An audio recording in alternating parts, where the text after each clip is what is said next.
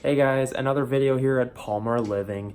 Today we're just messing around. It's a random Monday and Avery's playing with filming equipment as usual. But anyways, today's topic is actually on our ever so famous pantry door.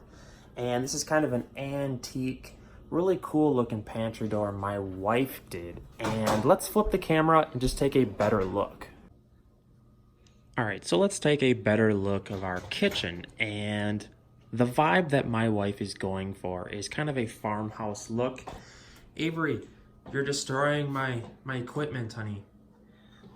I got this really cool new light and tripod stand. As you can see, she's looking amazing. Yeah, let's just take the caps off of my equipment. That's not cool, honey. Anyways, onto the pantry door. This is kind of a farmhouse custom pantry door. And what you need to look for when setting this up or doing this, my wife had kind of eyed up this idea for quite some time. And what you gotta do is just find a cheap, antique looking door. As you can see, the inside is nothing special.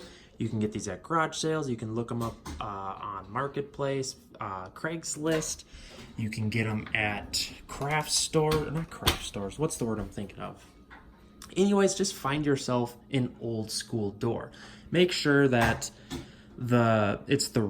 what you need to watch for, and what a lot of people don't know, is the width and the height is a big deal. Most times the height is a general measurement, but sometimes old school doors are crazy weird.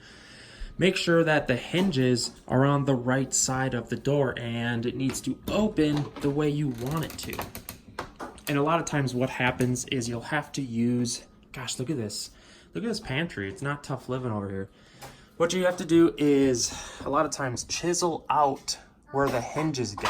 As you can see, this is where the old hinge went, and you have to take a chisel and chisel this out so that it's recessed into the door entry or opening. And we haven't got around to painting our old trim yet.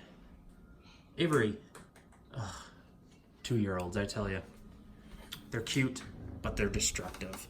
But yeah, and then it's also going to be another deal that's going to be somewhat difficult. If you can find a door with this mechanism working, you're going to be way better off, because this is like half the appeal, I feel.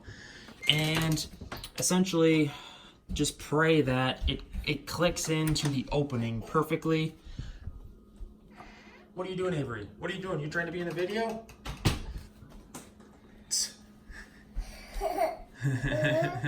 You being funny? But yeah, it clicks shut. It's a lot of work, I gotta say. But if you were to, oh, by the way, my wife did some chalk painting on here. This is chalkboard paint. And then what she did was she bought, stealing the show?